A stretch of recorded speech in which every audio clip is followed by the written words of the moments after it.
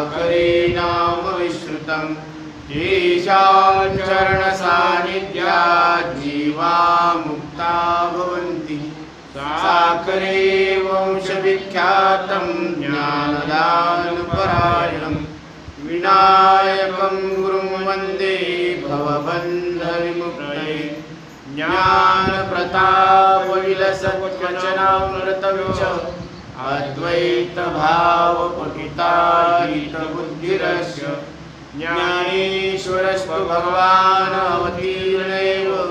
श्रीरङ्गनाथ गुरुराज नमोस्तु तुभ्यं। श्री गणेशाय नमः।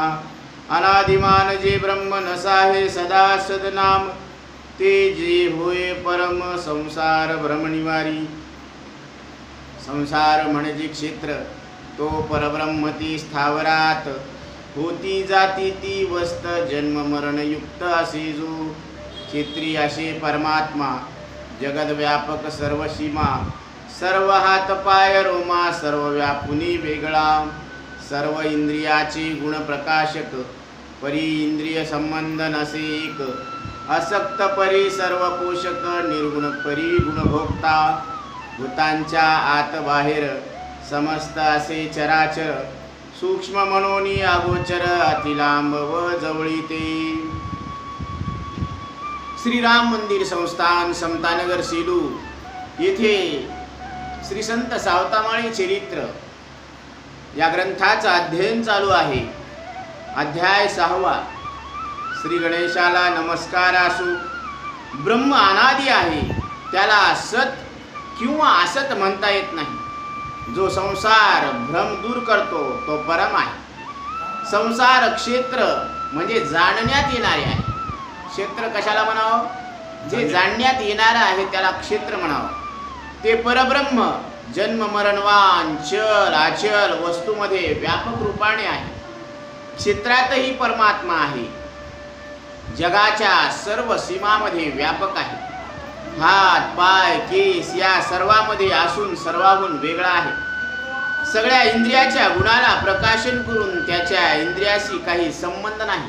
म्हणून भगवान गीतेमध्ये सांगतात, सर्वेंद्रिय गुणाभासम सर्वेंद्रिय विवर्जितम। सर्व इंद्रियाला व त्याच्या गुणाला प्रकाशन करून सुद्धा हा कसा आहे? वेगळा आहे। सर्वांचे पोषण करतो, अनासक्त असून हा कसा आहे? सगळ्यांचं पोषण करतो। आणि निर्गुण असून गुणाचा भोग घेतो। हा स्वतः निर्गुण आहे पण गुणाचा भोग घेत असतो। सगळ्या भूताच्या आत बाहेर चराचरामध्ये सूक्ष्म रूपाने इंद्रियाने न कळणारा लांब व जवळ आहे असा आहे। म्हणून हस्तामलक सांगतात भगवान शंकराचार्यांना की मनश्चक्षुरादेर मनश्चक्षुरादे। मन इंद्रियाचा सुद्धा जो मन इंद्रिय आहे, मनश्चक्षुरादेर मनश्चक्षुरादे म्हणजे मन इंद्रियाला मन इंद्रियपणा कशामुळे आहे? तुमच्यामुळे आहे। म्हणजे तुम्ही मन इंद्रियाचे सुद्धा मन इंद्रिय आहात।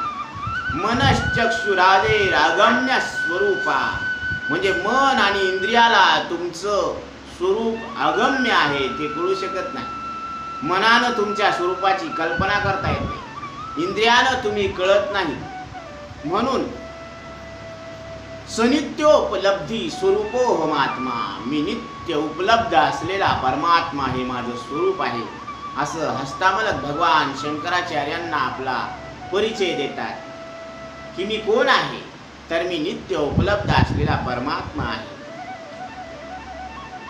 आणि हीच गोष्ट इथं सावता महाराज सांगतात।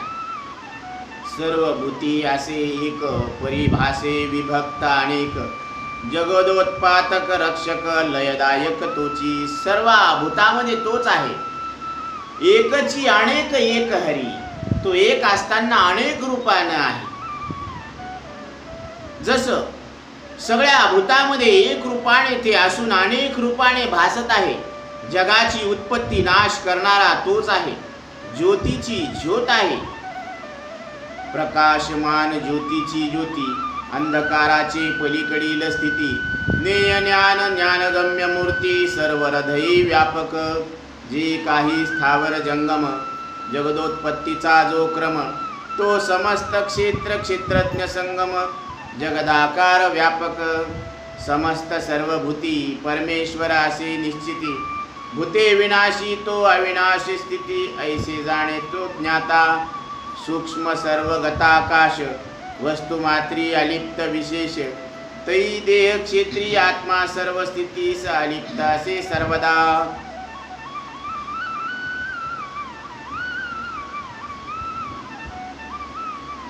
तोच ज्योतीची निज ज्योती आहे. ज्योतिश्याम पितच ज्योतिष, ही सूर्य ज्योती सर्व विश्वाला प्रकाशन करते, पण ती जड ज्योती आहे. तिला मी ज्योती आहे याचं ज्ञान नाही, पण आपण अशी ज्योती आहोत की जड ज्योतीला सुद्धा प्रकाशन करणारे आहोत. म्हणून ज्योतीची मी निज ज्योती, म्हणून ज्ञानदेव म्हणे ज्योतीची निज ज्योती, ही आत्मज्योती आहे. आत्मज्योती नजर नाही आती, ही डोळ्यानं दिसत नाही, कारण आपण डोळ्याचा विषय नाही. म्हणून आपण इंद्रियाचा, मनाचा, वाणीचा विषय नाही, तरी सुद्धा आपलं अस्तित्व आहे. आणि ते आपण झोपेमध्ये अनुभव रोज घेत असतो. फक्त तो अनुभव आपण अकाउंटमध्ये घेत नाही, म्हणून दुःख होत आहे. अंधाराच्या पलीकडे असलेले स्वरूप आहे. ज्ञेय ज्ञान त्रिपुटी रहित असे स्वरूप सर्वांच्या हृदयामध्ये विद्यमान आहे. एरवी सर्वांचे हृदय देशी, मी अमुका आहे ऐशी, जे बुद्धीस पुरे आहरणेशी ते वस्तुगामी. सगळ्याच्या अंतकरणामध्ये मी आनंदरूपानं, सत्यरूपानं, एक रूपानं जाणणारा म्हणून ज्याचं ज्ञान आहे, ती वस्तू आत्मस्वरूप आहे. पर्वत नद्या सृष्टी उत्पन्न करण्याच्या क्रमामध्ये क्षेत्र क्षेत्रज्ञाच्या रूपाने, जगत रूपाने तो व्यापक आहे. आपलं स्वरूप कसं आहे? व्यापक आहे. सर्व भूतात परमेश्वर आहे. भूताचा नाशच त्या अविनाश परमात्म्याची अवस्था आहे. जसं घट फुटला, घट फुटणं म्हणजे आकाश महदाकाशच आहे, पण घट उपाधीमुळं घटाकाश नाव आलेलं आहे आणि त्याला महाकाश नाव आलेलं आहे. पण घट फुटल्यानंतर घटाकाश कुठं गेलं? ते घटत नव्हता, त्याला फक्त उपाधी लागल्यामुळं नाव आलं घटाकाश. ते घटाकाश नाव येणार नाही आता. आकाश तर पहिलंच महाकाश आहे. तसं या देहाच्या देहरूपी घटामुळं व्यापक चैतन्याला जीव म्हणावा लागला. आणि हा घट फुटल्यानंतर फिरविला घट फोडीला चरणी, महावाक्य ध्वनी बोंब झाली, अहम ब्रह्मास्मी तत्त्वम असि, ते ब्रह्म तू आहेस अशी. म्हणून या देहाचा जर आपण, या उपाधीचा जर बाध केला तर आपलं सहज ऐक्य कोणाशी आहे? ब्रह्माशी आहे. म्हणून भूताचा नाशच त्या अविनाश परमात्म्याची अवस्था आहे असे तो ज्ञाता जाणतो. आकाश सगळीकडे व्याप्त असून सर्व वस्तूहून अलिप्त आहे, हे त्याचे विशेष आहे. तसं देहाला जाणून आत्मा नेहमीच अलिप्त आहे.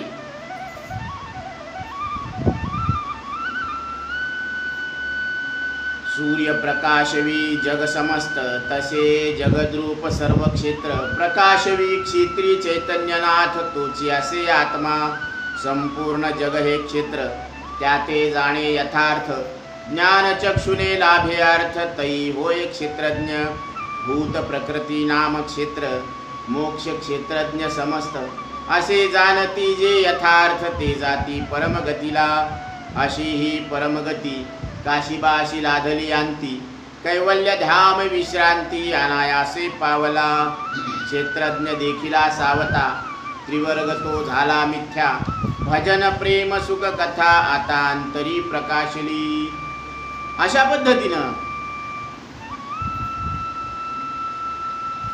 देहाला जाणून आत्मा नेहमीच अलिप्त आहे. सूर्य संपूर्ण जगाला प्रकाशन करतो, तसे चैतन्यनाथ कोण आहे?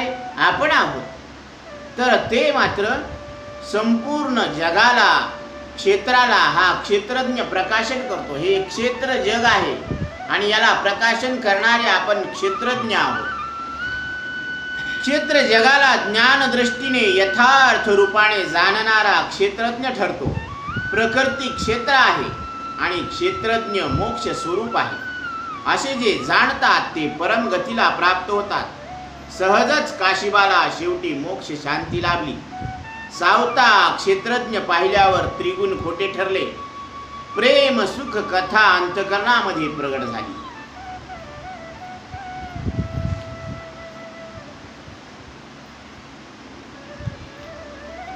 सहज गेले अहम मम, संपले आता कर्तव्य कर्म. जाऊन या द्वैत भ्रम, निस्सीम प्रेम उपजले. वेद गुरु झाले मिथ्या, परी न चुके प्रेम पथ्या. सर्व अद्वैत ज्ञान पोथ्या, समर्पिल्या श्री गुरु. अन्नमय प्राणमय मनोमय, विज्ञानमय आणि आनंदमय. कोशातीत झाला ज्ञानमय, अभय जे.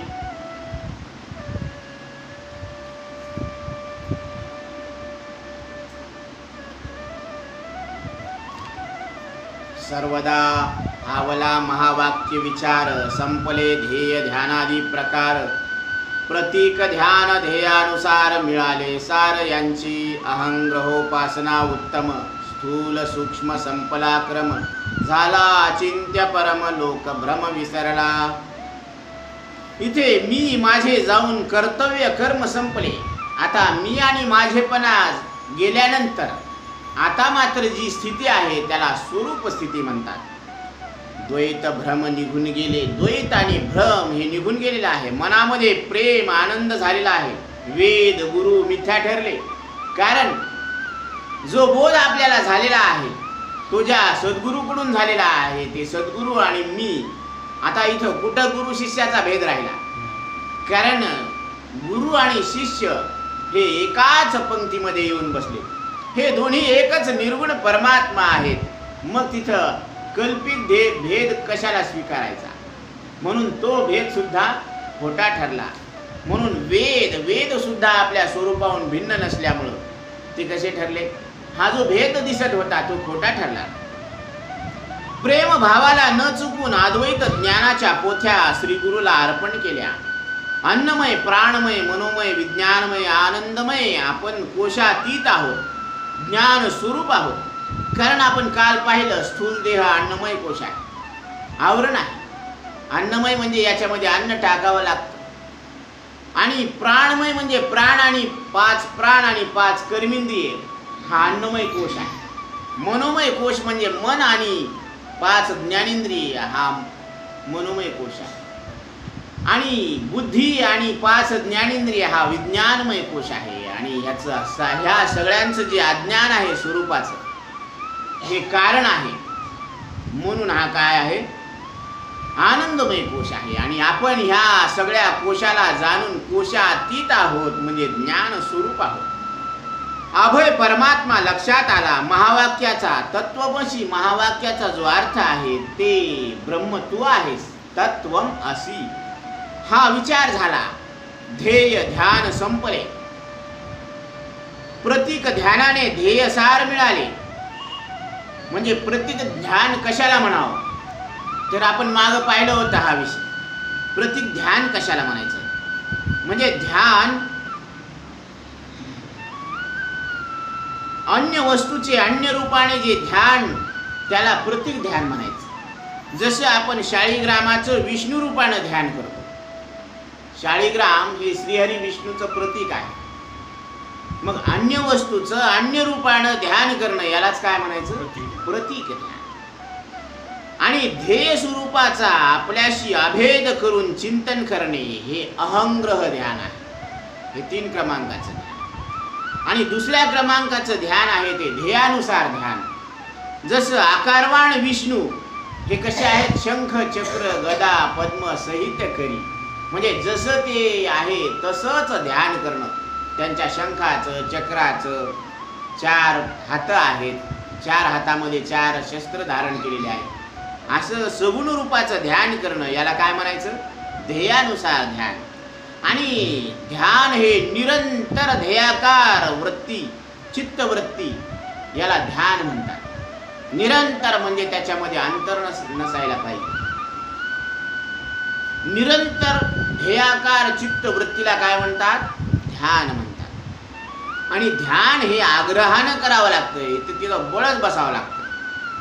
म्हणजे थोडं 5 मिनिटं ध्यानाला बसले डोळे लावून की मग घरातल्या आठवणी येतात. दूधवाला तर आला नसेल, दूध मांजरीने तर पिलं नसेल, बीबीने डबा घेतला का नसेल.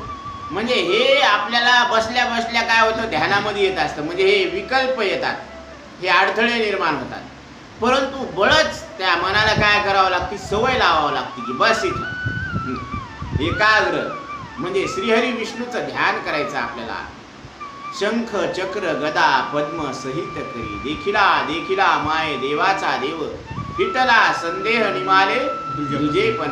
म्हणजे तो श्रीहरी विष्णू सगळीकडे आपल्याला मग चतुर्भुज श्रीहरी विष्णूचं दर्शन होत असतं. हे ध्यानाचं फळ आहे. म्हणून इथं काय सांगितलेलं आहे की ध्येयानुसार ध्यान हे सुद्धा काय झालेलं आहे, आता पूर्ण झालेलं आहे.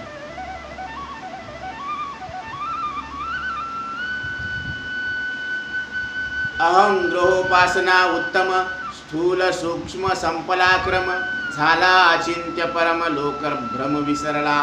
म्हणजे लोक भ्रम सुद्धा विसरून गेलेला आहे. अहं ग्रह उपासना म्हणजे ध्येय स्वरूपाच्या आपल्याशी अभेद करून चिंतन करणं. जे ध्येय आहे तो श्रीहरी विष्णू, दुसरा तिसरा कोणी नसून मीच आहे, त्याचं आणि माझं ऐक्य आहे. असं ऐक्य याला अहंग्रह उपासना म्हणतात. हे ध्यानाचे 3 प्रकार आहेत. एक प्रतीक ध्यान, दुसरं ध्येयानुसार ध्यान आणि तिसरं अहंग्रह ध्यान. म्हणून त्याच देवतेचं रूपक म्हणजे त्याचं प्रतीक ध्यान.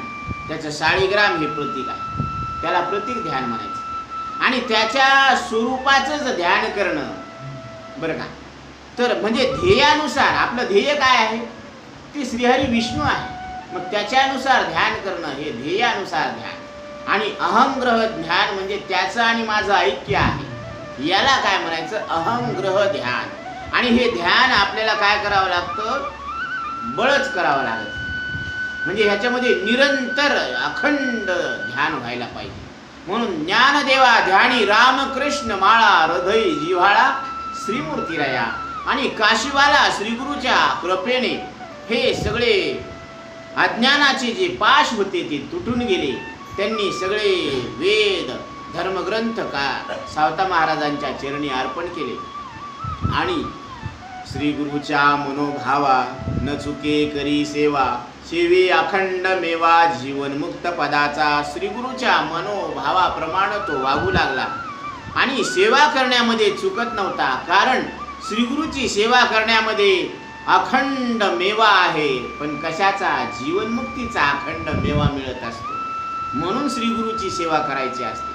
तनु मनु जीवे चरणासी लागावे, अगरवता करावे दास्य सकळ.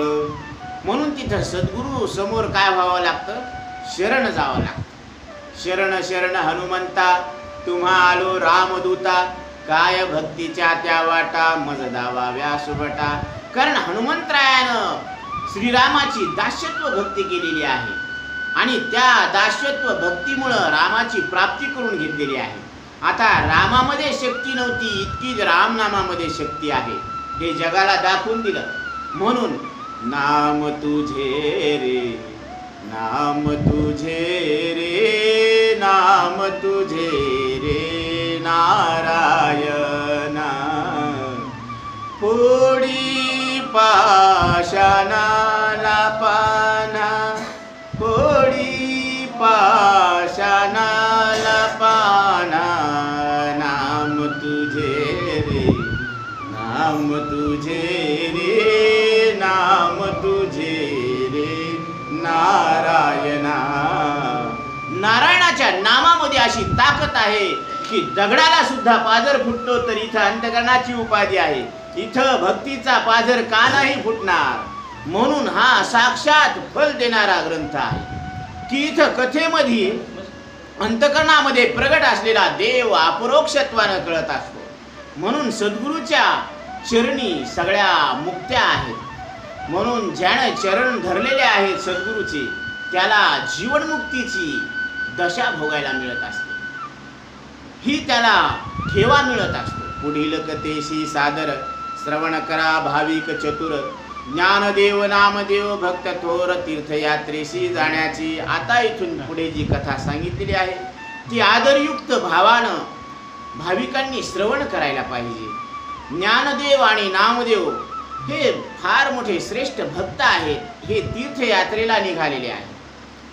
परममुक्त ज्ञानेश्वर संपले सर्व कर्तव्य सार परी संत संगी प्रेमापार त्याची इच्छा झाली। संत ज्ञानेश्वर महाराज यांचं 16व्या वर्षी ज्ञानेश्वरीचं बोलणं कथन करणं हे पूर्ण झालं आणि सच्चिदानंद बाबा लेखकू झाला। सच्चिदानंद बाबांनी ही ज्ञानेश्वरी लिहून काढली आणि संत श्रेष्ठ ज्ञानेश्वर महाराजांनी ती बोलून दाखवली आणि समोर निवृत्तीनाथ सद्गुरू बसलेले आहेत, काही शिष्यमंडळ बसलेलं आहे की जे पाठाच्या रूपामध्ये ही ज्ञानेश्वरी सांगत होते आणि ते ऐकत होते। आता हीच ज्ञानेश्वरी पुढे सुद्धा कामी येणार, अनेक साधकांचा उद्धार करणार, ही गोष्ट लक्षात घेऊन सच्चिदानंद बाबांनी हे ज्ञानेश्वरी लिहून काढण्याचं काम केलेलं आहे। हे तेच सच्चिदानंद बाबा आहेत ज्यांना फाशीची शिक्षा सुनावलेली होती राजानं आणि निवृत्तीनाथ ज्ञानदेव सोपान मुक्ताबाई यांची स्वारी सहज जाऊ लागली आणि ज्या सच्चिदानंद बाबाला फाशीची शिक्षा झालेली आहे त्यांची मंडळी सुद्धा त्याच रस्त्यानं समोरून येत होती आणि अकस्मात संतांची भेट झाली म्हणून ज्ञानोबरायांच्या चरणी ती धाय करून अंग टाकून दिलं। त्यावेळेस ज्ञानोबरायांच्या मुखातून निघालं अष्ट पुत्र सौभाग्यवती भव। पण त्यांनी सांगितलं महाराज हा तुम्ही जो आशीर्वाद दिलेला आहे तो मागं घ्या। परंतु ज्ञानोबरायांनी सांगितलं की ही संतवाणी आहे, एकदा बोललं म्हणजे मुखातून निघालेला शब्द आणि बाणातून सुटलेला तीर हा कधीच वापस येत नसतो, म्हणून आम्ही जे बोललो ते सत्य आहे। मग ते म्हणले हे कसं काय होणार? परंतु रात्रीमध्ये असं परिवर्तन झालं की राजाच्या मनामध्ये त्यांनी ती फाशीची शिक्षा रद्द केली आणि फाशीची शिक्षा रद्द झाल्याबरोबर सच्चिदानंद बाबाला कळालं की ही शिक्षा रद्द झाली। तर त्यावेळेस त्यांनी सांगितलं, विचारलं की ही शिक्षा कोणामुळे रद्द झाली? तर त्यांच्या मंडळीने सांगितले की हे इथं 4 भावंड आलेली आहेत, निवृत्ती ज्ञानदेव सोपान मुक्ताबाई हे दिव्य बालक आहेत आणि त्यांनी हा आशीर्वाद दिलेला आहे। मग सच्चिदानंद बाबांनी सांगितलं की ज्यांच्यामुळे आपल्याला हे जीवन मिळालेलं आहे हे आता त्यांच्याच चरणी अर्पण आहे। सच्चिदानंद बाबा लेखकू झाला। अशा पद्धतीनं ज्ञानेश्वरीचं सांगणं कथन करणं आणि लिखाण काम पूर्ण झालं। आता ज्ञानोबराय म्हटले की आता आपण पंढरपुराला जाऊ आणि नामदेवरायांची भेट घेऊ, त्यांच्यासोबत तीर्थयात्रेला जाऊ, संतांचा समागम करू, त्यांची चरित्र पाहू, त्यांचे कीर्तन ऐकू। म्हणून ज्ञानोबराय निघालेले आहेत पंढरपूरला। सोडोनिया अलंकापूर प्रेमे गाठिले पंढरपूर नामदेव शिंपी भक्त थोर त्यांची संगत इच्छितसे। अलंकापुरीला सोडून ज्ञानोबराय प्रेमानं पंढरपूरला आलेले आहेत। तिथं नामदेव शिंपी हे फार मोठे भक्त आहेत अशी त्यांनी चर्चा ऐकलेली आहे आणि त्यांच्या संगतीची फक्त इच्छा आहे, त्यांच्यासोबत तीर्थयात्रा करण्याची फक्त इच्छा आहे, म्हणून ज्ञानोबराय आलेले आहेत। नामदेवाचा निर्धार देव विठ्ठल प्रेमसार येर तीर्थयात्रा दे विचार अणुमात्र नसे म्हणी। नामदेवांचा असा पक्का निश्चय आहे की देवच फक्त काय आहे, विठ्ठल एक प्रेमाचं सार आहे। बाकी सगळ्या जगामध्ये ज्या तीर्थयात्रा जी आहेत त्यांचा मनामध्ये विचार सुद्धा नव्हता, अणुमात्र नसे म्हणी थोडा सुद्धा विचार त्यांच्यामध्ये तीर्थयात्रा करायचा नव्हता, कारण सगळं विठ्ठलच आहे। तीर्थ विठ्ठल क्षेत्र विठ्ठल देव विठ्ठल देवपूजा विठ्ठल तीर्थ विठ्ठल क्षेत्र विठ्ठल माता विठ्ठल पिता विठ्ठल गुरु विठ्ठल गुरुदेवता विठ्ठल तीर्थ विठ्ठल क्षेत्र विठ्ठल। नामदेवरायांचा भाव होता की तीर्थच काय आहे, विठ्ठल आहे आणि क्षेत्रच काय आहे, विठ्ठल आहे। माता विठ्ठल पिता विठ्ठल गुरु विठ्ठल, गुरु देवता विठ्ठल. कारण सगळ्यांचा गुरु कोण आहे? विठ्ठल स्वरूप परमात्मा आहे. आणि ती गुरुदेवता सुद्धा कोण आहे? तर विठ्ठल स्वरूप परमात्मा आहे. असा भाव नामदेवरायांच्या अंतकरणामध्ये असल्यामुळं त्यांना कुठं तीर्थयात्रेला जाण्याची मुळीच इच्छा नव्हती. विठ्ठल माता, विठ्ठल पिता, विठ्ठल बहीण आणि भ्राता, विठ्ठला विण प्रेमदाता, नसे अन्य नाम देवा. नामदेवरायांना विठ्ठलच आई, वडील, बहीण, भाऊ आणि प्रेम देणारा दाता सुद्धा कोण आहे? हा विठ्ठलच आहे. बाकी दुसरा भाव नामदेवरायाच्या अंतकरणामध्ये नव्हता. ज्ञानदेव नामदेव भेटले. ज्ञानोबरायांची आणि नामदेवरायांची भेट झाली. यथासांग स्वागत झाले. योग्य रीतीनं स्वागत झालेलं आहे. किमर्थ येणे झाले स्वामी ज्ञानदेवा. तुमच्या कोणत्या इच्छेनं, काय हेतू आहे तुमच्या इथं येण्याचं, काय कारण आहे? असं नामदेवरायांनी ज्ञानोबरायांना विचारलं. तव बोलती ज्ञानेश्वर, मज इच्छा खरोखर, कसलीही नसे हा निर्धार, परी तुझी असावी संगत. त्यावेळेस ज्ञानोबराय सांगतात की माझ्या अंतकरणामध्ये कुठलीच इच्छा नाही. खरोखर तुला सांगतो की माझ्या मनामध्ये असा निश्चय आहे की फक्त तुझी संगती व्हावी. म्हणून संत संगती व्हावी. कारण संताचे संगती कळो आले कमळापती, आपुले कोणीच नवती, निश्चय चित्ती दृढ झाला. म्हणून ही संत संगती. म्हणून त्या संत संगतीमध्ये काय होत असतं? कारण संताच्या संगतीमध्ये कीर्तन होत असतं भगवंताचं. जेथे तुझ्या कीर्तनाचा घोष, जळती पापे पळती दोष, काय उणे आम्हा त्यानंदास. शिव ब्रह्मरस तू का म्हणे, शिव ब्रह्मरस तू का म्हणे. जेथे तुझ्या कीर्तनाचा घोष, जिथं भगवंताच्या नामाचा घोष होतो तिथं सगळे पाप जुळून जातात आणि त्या आनंदाला काय कमी आहे बरं? शिव ब्रह्मरस, आवडीनं ब्रह्मरसाचं पान मिळत असतं. आणि नामदेवराय कीर्तन करतात त्यावेळेस नामदेव कीर्तन करी पुढे नाचे पांडुरंग. माझा पांडुरंग विठ्ठल परमात्मा स्वतः कीर्तनामध्ये नाचत होते. अशी शक्ती ही कीर्तनाची शक्ती आहे आणि ती नामदेवरायांच्या मुखामध्ये होती. म्हणून नामदेवराय कीर्तन करतात. म्हणून त्यांची संगती करण्यासाठी ज्ञानोबराय आळंदीहून इथे आलेले आहेत. तू प्रेमाचा पुतळा, श्रेष्ठ भक्त आगळा, देवा तुझा कळवळा निस्सीम भक्तीमुळे. देवाला तुझा जो कळवळा आहे, जे प्रेम आहे ते तुझ्या निस्सीम भक्तीमुळे आहे. कारण देव तुझ्या भावामुळं दही भाताचा प्रसाद खात असतो, तुझ्या हातानं दही भात खात असतो. ही तुझ्या भक्तीची शक्ती आहे. आणि तू कसा आहे? देवात प्रेमाचा पुतळा आहेस. श्रेष्ठ भक्तामध्ये वेगळाच आहे. तुझी खूण काही वेगळी आहे. असा तू भक्त आहेस. तुझी संगत घडावी, भूतळीची तीर्थे पहावी, भक्तीची गुढी उभवावी, कीर्तने ऐकावी नेहमी. तुझी संगत घडायला पाहिजे.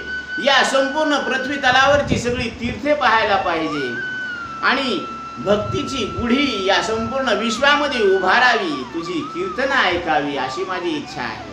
तो म्हणे नामदेव, माझे पूर्ण सुख सर्वस्व तुहा असे पंढरीराव, अन्य भाव मी जाणेना. त्यावेळेस नामदेवराय सांगतात की माझं सगळं सुख जे असेल तर हे सगळं पांडुरंग परमात्मा आहे. तो हा असे पंढरीनाथ, हा विटेवर उभा आहे आणि जो कटेवर हात आहे तो पंढरीनाथ माझा सर्वस्व आहे. अन्य भाव मी जाणेना. बाकीचे भाव मला माहीत नाही. मला तीर्थ माहीत नाही, मला क्षेत्र माहीत नाही, मला दुसरं काहीच. विठ्ठले विना चाड नाही होता. म्हणून असं मला विठ्ठलाचं पिस लागलेलं आहे. इह परलोक समस्त न लगती चारी मुक्ती पुरुषार्थ. मला या लोकातले किंवा परलोकातले विषय नको आणि ते लोक सुद्धा नको. न लागती चारी मुक्ती पुरुषार्थ, म्हणजे या चारी मुक्ती नको, हा पुरुषार्थ सुद्धा नको. विठ्ठलाची सेवा जन्मवरी हीच भक्ती माझी. जन्मभर मी विठ्ठलाची पूजा करण, भक्ती करण हीच माझी काय आहे?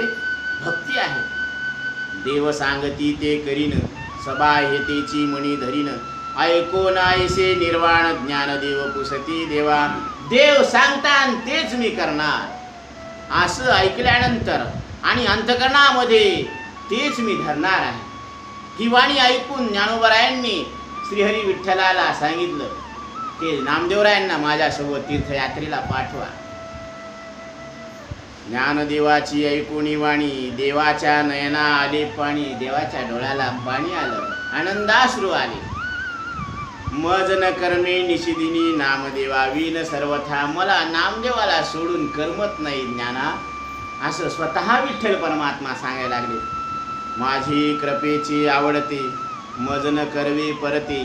परी भिडेने स पुरते मज नाही म्हणविना. माझ्या कृपेची जी आवडते आहेत मला, तर त्यांना माझ्यापासून वेगळं करावं वाटत नाही. म्हणून वारी करणारे जे वार करी आहेत, ज्यांनी मृत्यूवर वार केलेला आहे, आजही विठ्ठल परमात्मा त्यांची आठवण करत आहे की ते भक्त मला कधी येऊन भेटतील. आणि वाट पाहे उभा भेटीची आवडी. कृपाळू तातडी उतावी तो वाट पाहायला लागला. परंतु हे मधामध्ये कोरोनाचं काय आलेलं आहे, एक पडदा आलेला आहे. तरी भगवान विठ्ठल परमात्मा सांगतात की हलकासा पर्दा है कोई दीवार नहीं, मैं वो परवाना हो पत्थर को मोम कर दो. हे काही हे आलेलं आहे हे, आणि हे जाणार आहे. हा विषाणू आहे आणि प्रत्येक विषाणू काय होणार आहे, नष्ट होणार आहे. म्हणून तुम्हाला अभयत्व देतो देव. काय करतात, आपल्याला अभयत्व देतात की तुम्ही घाबरू नका, मी आहे तुमच्या पाठीस.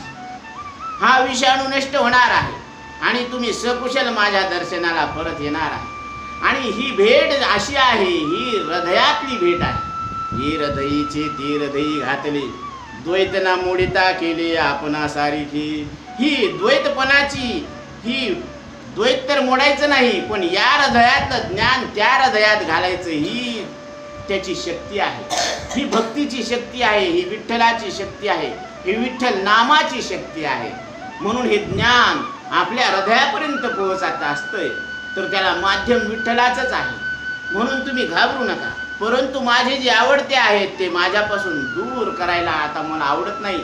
पण आता परी भिडेने सपुरते मज नाही म्हणविना. पण तुमच्या भीतीपोटी मला नाही सुद्धा म्हणता येत नाही, कारण तुम्ही ज्ञानाची मूर्ती आहात. विठोबाचा प्राण सखा ज्ञानोबा माझा, तुम्ही सुद्धा माझे प्राणच आहात. आणि तुम्ही बोलल्यानंतर मी नाही कसं म्हणू. म्हणून इकडेही नाही म्हणता आणि नाही म्हणता येईन, ज्ञानाला नाही म्हणता येईन, नामाला सोडता येईन. अशा पेचामध्ये श्री हरी विठ्ठल परमात्मा पडले. म्हणून ते सांगतात कडकडोनी भेटले नामदेवा. कडकडून नामदेवरायांना मिठी मारली श्रीहरी विठ्ठल परमात्म्यानं. म्हणे माझा हा सर्व ठेवा, हा माझा सगळ्यात जीवाचा ठेवा आहे. यासी जपा सदा ज्ञानदेवा. देवा कंठ आवरणा. देवाला कंठ आवरण, कंठ दाटून आलेला आहे, कारण नामदेवाची आता तुटी व्हायला लागली. माझ्यापासून नामदेव दूर जायला लागला. ह्याला तुम्ही सांभाळून न्या. ज्ञाना माझ्या नामाला सांभाळून घ्या. सद्गदित कंठी म्हणती माझे सुख गेले निश्चिती. स्थिर मन न राहे कल्पांती. सुनाट पंढरी वाटेल. म्हणून आता सद्गतीत कंठानं देव सांगायला लागलेत की माझं सुख निश्चित रूपानं आता गेलेलं आहे, माझ्यापासून लांब गेलं. कारण नामदेव माझा काय आहे, हृदय आहे. जसे कुडीतून प्राण निघून जावे तसे माझा नामदेव माझ्यापासून दूर चाललेला आहे. स्थिर मन न राहे कल्पांती. आता माझं मन स्थिर राहणार नाही, हे बेचैन राहीन जोपर्यंत नामदेव मला येऊन भेटणार नाही. सुनाट पंढरी वाटेल. पंढरी ही सुनी झाली. म्हणून ही पंढरी कशी झाली देवा, आता सुनी झाली. धावून ये विठ्ठला सत्वरी. सुनी सुनी वाटे तुझी पंढरी. सुनी सुनी वाटे तुझी पंढरी. म्हणून विठ्ठला तू धावून ये. नामदेव हाक मारायला लागलेत, कारण नामदेवाला विठ्ठला वाचून कर म्हण आणि विठ्ठलाला नामदेवा वाचून कर म्हण. कारण ही पंढरी, या पंढरीला शोभा नामदेवामुळे आहे. आणि विठ्ठलाला रोज दहीभाताचा नैवेद्य दाखवायचे आणि दहीभाताचा तो नैवेद्य विठ्ठल सुद्धा आनंदानं ग्रहण करायची. एवढी निस्सीम भक्ती त्या नामदेवामध्ये आहे. माझी पूर्ण श्रेष्ठ प्रेमळ दुरी चालिले नामदेव बाळ, त्याची भूक तहान केवळ मजलाची लागत असे. त्याची तहान आणि भूक मलाच लागती, त्याला लागायच्या आधी. मला लक्षात येतं की आता नामदेवाला भूक लागली, आता त्याला तहान लागली. जसं लेकराची तहान आणि भूक आधी आईला लागत असते, कळत असते की आता लेकरू भुकेलंय, आता त्याला पाजावं, आता त्याला पाणी द्यावं. अशी तसं बाळ, हे नामदेव बाळ, याला कधी भूक लागते, कधी तहान लागते, याची तुम्ही नाना काळजी घ्या. कारण याची तहान आणि भूक याच्या आधी मला लागत असते, कळत असते. राणी वनी सर्व काळ याचा करावा प्रतिपाळ. रानातून वनातून जात असताना याच्यावर थोडं लक्ष ठेवा. ज्ञाना, माझ्या नाम्यावर लक्ष ठेवा. तहान भूक सकळ सांभाळावे ज्ञान देवा. देव आज्ञा प्रमाण साधिला मुहूर्त प्रयाण. देवाची आज्ञा घेतली ज्ञानदेवांनी आणि मुहूर्तावर, शुभ मुहूर्तावर प्रयाण केलेलं आहे. म्हणजे हे तीर्थयात्रेला निघालेले आहेत. हुरहुरी नामदेवाचे अंतकरण निघाले यात्रे जावया. नामदेवाच्या अंतकरणामध्ये हुरहुर लागलेली आहे की मी विठ्ठलाजवळून दूर दूर चाललेलो आहे. जसं ते वासरू गाईपासून दूर दूर जातं आणि हंबरडा फोडत असतं, तसं ज्ञानोबा नामदेवाचं अंतकरण विठ्ठलाचं हंबरडा फोडू लागले. विठ्ठला, देव नाही धाडणार असा होता निर्धार. नामदेव पाऊले स्थिर टाकीत यात्रे निघाला. आता देव मला अडवतीन, थांबवतीन की नामा तू जाऊ नको, तीर्थयात्रेला जाऊ नको. म्हणून नामदेव राय हळूहळू जड पावलं टाकायला लागलेत पुढं पुढं की आता तरी मला देव हाक मारतील, नामा जाऊ नको, थांब ना तू. पाऊले स्थिर टाकीत यात्रे निघाला. क्षणक्षणा परतोनी पाहे. थोडं पाऊल टाकले की माग वळून पाहायला लागले देवाला नामदेवराय. देवही घालवावया येत आहे. देव सुद्धा सोडायला, मी तिथपर्यंत येतो ना तुम्हाला सोडायला, मी तिथपर्यंत येतो ना तुम्हाला सोडायला, म्हणून देव सुद्धा जवळजवळ यायला लागले पाठीमागून.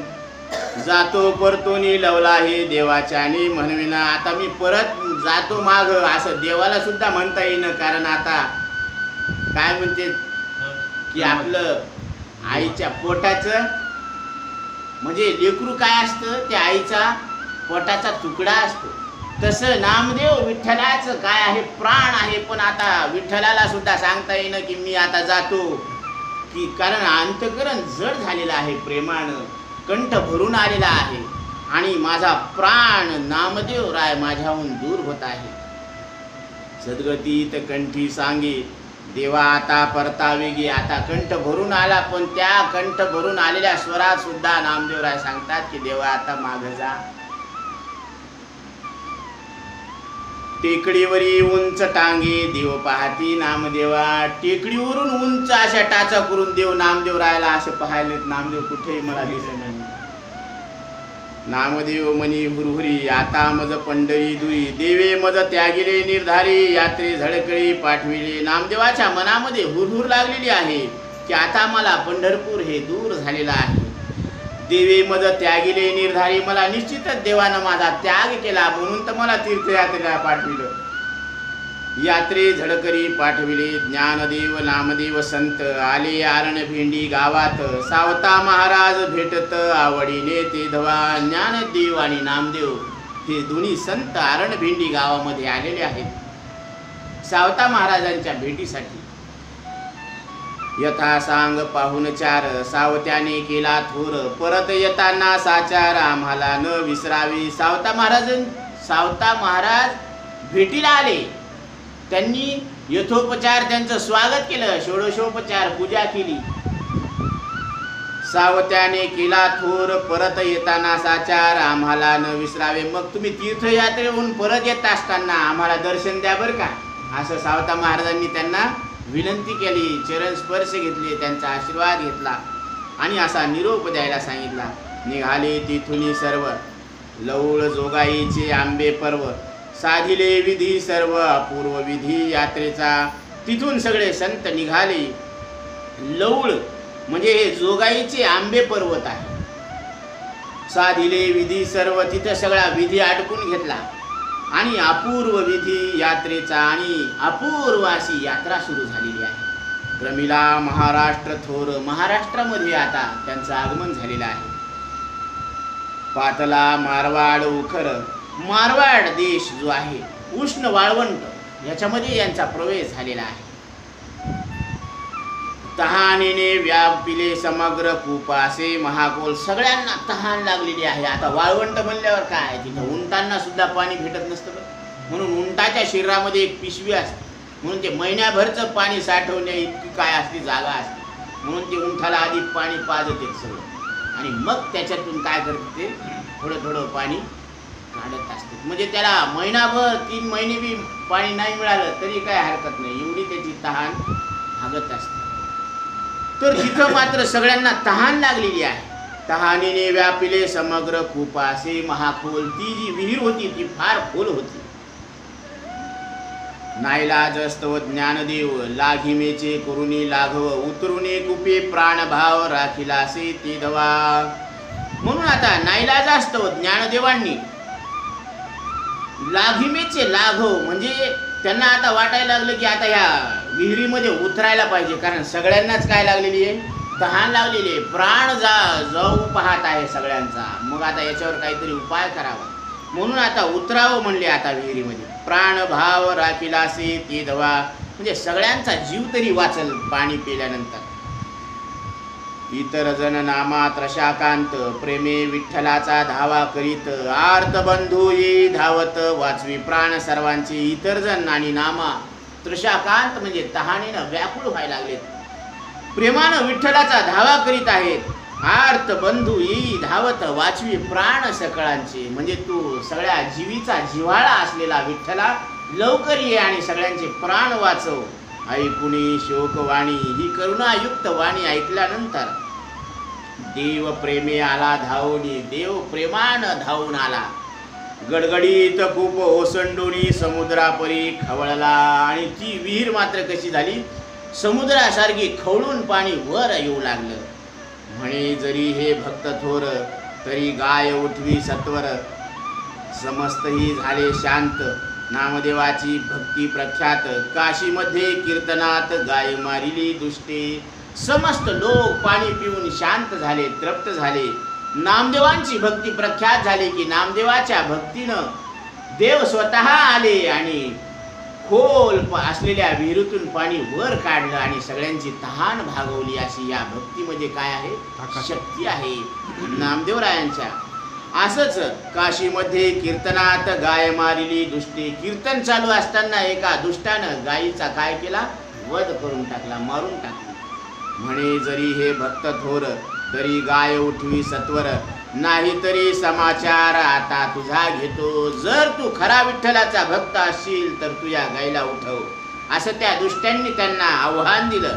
नाहीतरी समाचार आता तुझा घेतो. विठ्ठल नामस्मरणात अचेतन उठिले प्रेत. गाय गेलीसे चालत पाहती समस्त लोक. आणि विठ्ठलाच्या नामस्मरणामध्ये नामदेवरायांनी अचेतन जे प्रेत होतं त्याला सुद्धा उठवून बसवलं आणि मेलेली गाय सुद्धा पळू लागली. ही नामदेवरायांच्या कीर्तनाची नामस्मरणाची ताकद सगळ्या लोकांना कळाली. कबीराचे गेले घरी नसे जवळी सामुग्री. कबीर कांता निर्धारी वाण्यापाशी उदार मागी. कबीराच्या घरी ही सगळी संत मंडळी आलेली आहे, परंतु कबीराच्या घरी संतांना जीव घालण्या इतकी सुद्धा सामग्री नव्हती, इतकी गरिबी होती. कबीर कांता निर्धारी आणि कबीराच्या पत्नीनं निर्धार केला, निश्चय केला की आता संत तर आपल्या घरी आलेले आहेत आणि यांना जेवण केल्याशिवाय कसं पाठवावं. म्हणून वाण्यापाशी उधार मागे. वाण्याजवळ उधार मागायला गेली की उधार करून तरी काहीतरी थोडीशी सामग्री आणावं आणि संतांना जीव घालावं. 4 संत आपल्या घरी आलेले आहेत. तो असे कामातुर म्हणे जरी भोग वचन निर्धार. देशील तरी साहित्य समग्र देईल. या रात्र समय रात्रीची वेळ होती आणि तो वाणी कामातुर होता, काम विषयामध्ये आसक्त झालेला होता. तिनं त्या वाण्यानं सांगितलं की तू जर मला आजच्या रात्रीला भोग द्यायला तयार असशील तर असं वचन देत असशील तर मी तुला ही सामग्री देतो, नाहीतर देणार नाही. मग काहीच विचार न करता देशील तरी साहित्य समग्र देईल या रात्र समयी वचन त्याचे मान्य करून. आणि त्या वाण्याचं वचन मान्य केलं. पती मनोगत आणि ध्यानी, पतीचं मनोगत ध्यानामध्ये आणलं. ही खरी सती पतिव्रता.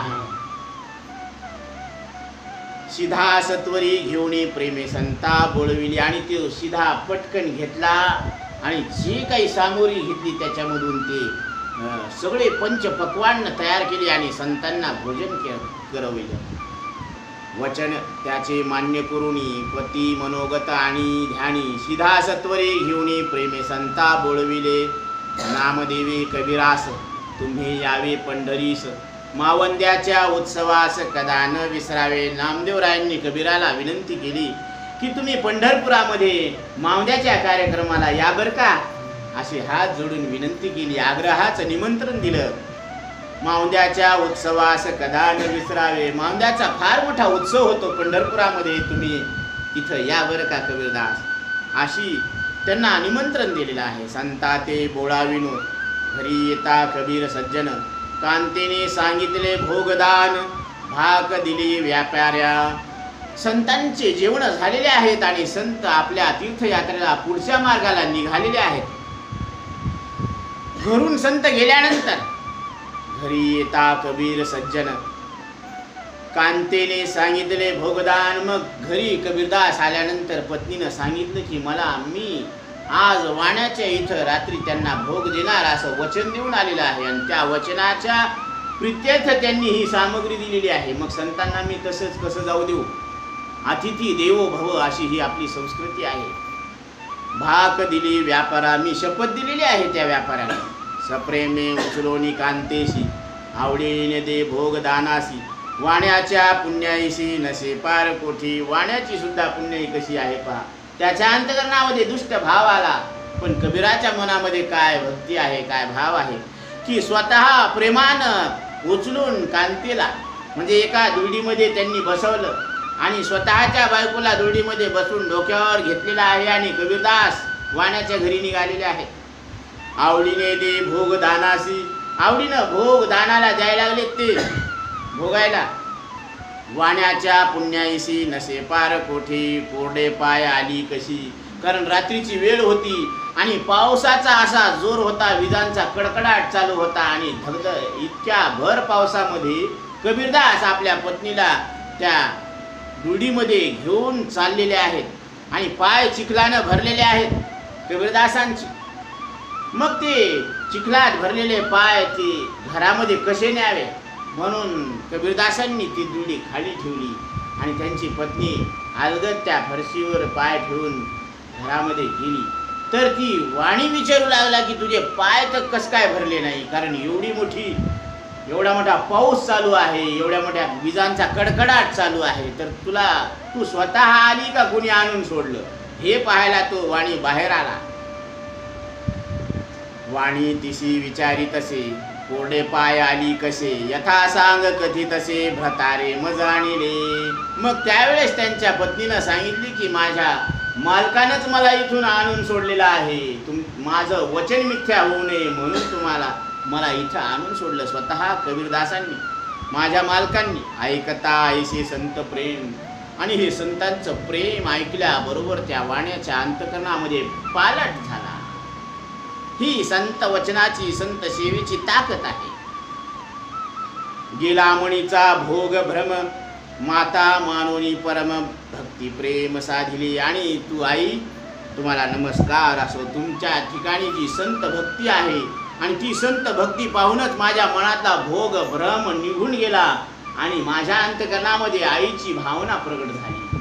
ही संत सेवा पाहून माता मानोनी परम भक्ती प्रेम साधले आणि मग आई म्हणून नमस्कार केला आणि भक्ती प्रेम साधलेला आहे. तिथून पुढे ते संत संगतीमध्ये ते राहिलेले आहेत. हे परिवर्तन फक्त संतांच्या संगतीत होत असतं. म्हणून ऐकता ऐसे संत प्रेम, गेला मणीचा भोग भ्रम, माता मानोनी परम भक्ती प्रेम साधिले. ज्ञानदेव नामदेव संत आले नागनाथा औंढ्यात, कीर्तन रंगी देऊळ फिरत दाविले सामर्थ्य भाविका. ज्ञानदेव आणि नामदेव हे संत औंढा नागनाथमध्ये आलेले आहेत आणि कीर्तनामध्ये रंग चढलेला आहे. कारण नामदेव स्वतः कीर्तन करायला लागलेले आहेत आणि आक्रमण केलेलं आहे. सगळ्या बाहेरच्या जी शत्रुसैन्य होतं त्यांनी देवळावर आक्रमण केलं आणि आक्रमण केल्याबरोबर नामदेवरायांनी कीर्तनाचं तोंड फिरवलं. म्हणजे त्या ह्याचं मंदिराचं पाठीमागून जाऊन कीर्तन करायचं. तर ते पहिले अशी रीत होती की पाठीमाग जाऊन कीर्तन करायचे, समोर कीर्तन करण्याची परवानगी नव्हती. पण नामदेवरायांनी त्या मंदिराचं तोंडच फिरवून टाकलं. अशी ही कीर्तनाची शक्ती आहे.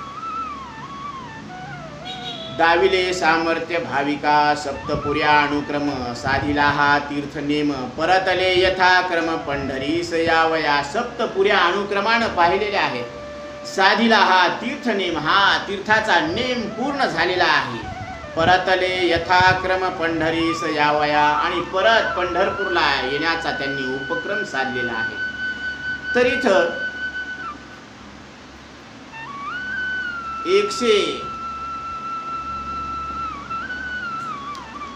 66 क्रमांकाच्या ओळीपर्यंत आपलं चिंतन आलेलं आहे.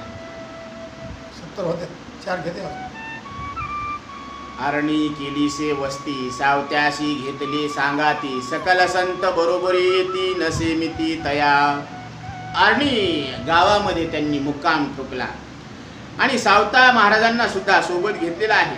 सकल संत बरोबरी येती नसे मिती तया. सगळे संत सोबत आहेत.